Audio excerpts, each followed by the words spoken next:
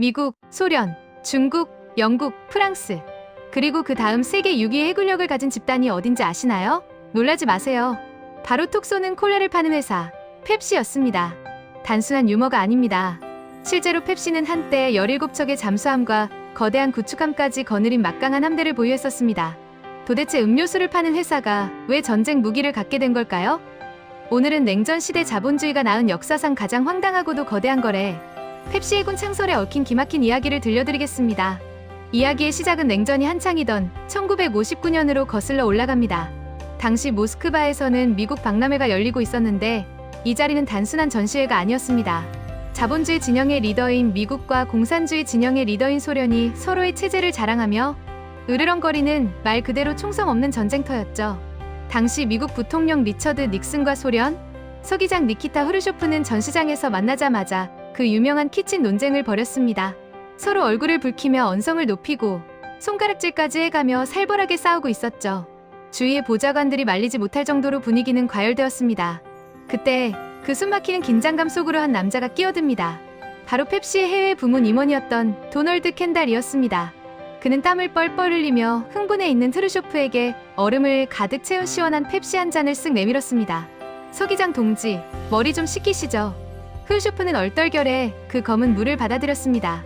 그리고 단숨에 들이켰죠. 전 세계 기자들의 카메라 플래시가 터지는 순간이었습니다. 공산주의의 심장부에서 소련의 최고 지도자가 자본주의의 상징인 콜라를 마시는 장면. 그 맛은 어땠을까요? 크루쇼프는 컵을 내려놓으며 감탄했습니다.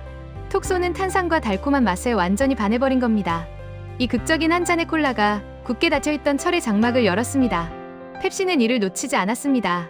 끈질긴 협상 끝에 1972년 펩시는 서방 소비재 기업 최초로 소련에 공식 진출하여 콜라 독점 판매권을 따내는 대박을 터뜨립니다. 영원한 라이벌 코카콜라가 땅을 치고 후회할 사건이었죠. 그런데 여기서 아주 치명적인 그리고 현실적인 문제가 발생합니다. 바로 결제 수단이었습니다. 물건을 팔았으면 돈을 받아야 하는데 당시 소련의 화폐인 루브라는 국제시장에서 그저 종이 조각이나 다름없었습니다. 소련 밖에서는 아무도 받아주지 않았고 환전 자체가 불가능했죠. 펩시 입장에서는 콜라를 팔아봤자 쓸모없는 종이 뭉치만 쌓이는 꼴이었습니다. 결국 펩시는 기막힌 물물 교환을 고안해냅니다. 옛날 물물 교환 시대처럼 물건 대 물건으로 거래를 하는 거죠. 펩시는 콜라 원액을 소련에 넘겨주는 대가로 소련의 국영 보드카인 스톨리치나야의 미국 독점 판매권을 받기로 합니다. 쉽게 말해 미국인은 소련의 보드카를 마시고 소련인은 미국의 콜라를 마시는 검은 물과 투명한 술의 교환이 성사된 겁니다. 이 사업은 그야말로 승승장구했습니다. 소련 사람들에게 펩시는 단순한 음료수가 아니라 소구 자유 세계의 맛이었습니다. 1980년대 후반에 이르면 소련 내 펩시의 인기는 폭발적이어서 연간 10억 병 이상이 팔려나갔습니다. 펩시는 즐거운 비명을 질렀죠. 하지만 또다시 위기가 찾아옵니다. 소련이 아프가니스탄을 침공하면서 국제 정세가 급격히 얼어붙은 겁니다. 분노한 미국인들은 소련 놈들의 술은 입에도 대지 말자라며 보드카 불매 운동을 벌이기 시작했습니다. 펩시 입장에서는 날벼락이었습니다. 소련 사람들은 여전히 콜라를 미친 듯이 마셔대는데 대가로 받아온 보드카는 미국의 창고에 악성 재고로 쌓여만 갔습니다. 소련 정부는 당장 콜라 원액을 더 보내달라고 아우성이었지만 그들은 지불할 달러도 없었고 펩시가 받아줄 다른 물건도 마땅치 않았습니다. 돈도 없고 보드카도 안 통하는 진퇴양난의 상황. 1989년 파산 직전에 소련 정부는 고심 끝에 펩시에게 역사의 길이 남을 충격적인 제안을 던집니다. 돈이 없으니 대신 우리 군함으로 콜라 값을 치르면 안 되겠소? 상상이 되시나요? 국가가 기업에게 군사 무기로 외상값을 갚겠다는 겁니다. 그런데 더 놀라운 건 펩시가 이 황당한 제안을 오케이하고 받아들였다는 사실입니다. 그렇게 펩시는 무려 30억 달러, 우리 돈 약 3조 원이 넘는 규모의 재계약을 체결하며 소련 해군으로부터 엄청난 전력을 인도받습니다. 그 리스트를 들으면 입이 떡 벌어집니다. 디젤 잠수함 무려 17척, 거기에 거대한 순양함 1척, 구축함 1척, 호위함 1척, 그리고 다수의 유조선까지. 이건 단순히 배 몇 척을 받은 수준이 아니었습니다. 순수하게 함정의 숫자와 톤수로만 따졌을 때 펩시는 그 순간 미국, 소련, 중국, 영국, 프랑스 등에 이어 전 세계 해군력 6위의 군사 집단이 된 겁니다. 북한이나 웬만한 중소 국가의 해군력보다 훨씬 강력한 전력이었죠. 상황이 이렇게 되자 미국 백악관과 국방부는 당황할 수밖에 없었습니다. 아니, 일개 사기업이 개인 사병도 아니고 잠수함 부대를 거느리게 되었으니까요.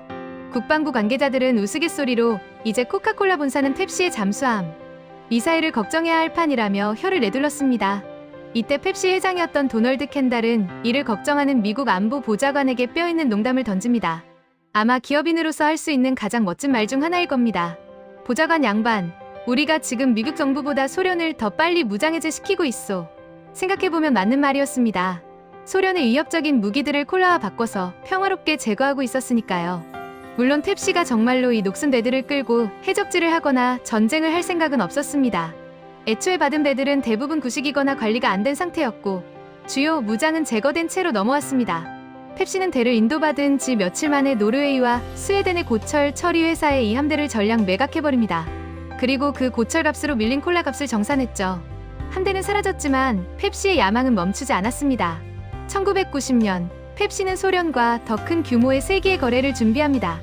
이번에는 소련이 출신 함정과 유조선을 짓는 조선소 자체를 펩시가 활용하게 해주는 무려 33조 원 규모의 프로젝트였습니다.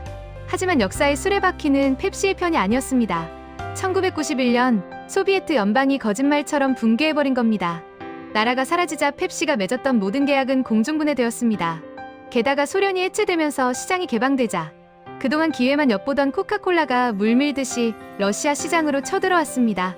결국 펩시는 독점적 지위를 잃고 씁쓸한 경쟁을 시작해야만 했습니다. 비록 아주 짧은 순간이었지만 톡 쏘는 콜라 한 잔으로 시작해 세계 6위 해군력까지 손에 넣었던 펩시의 전설 같은 이야기.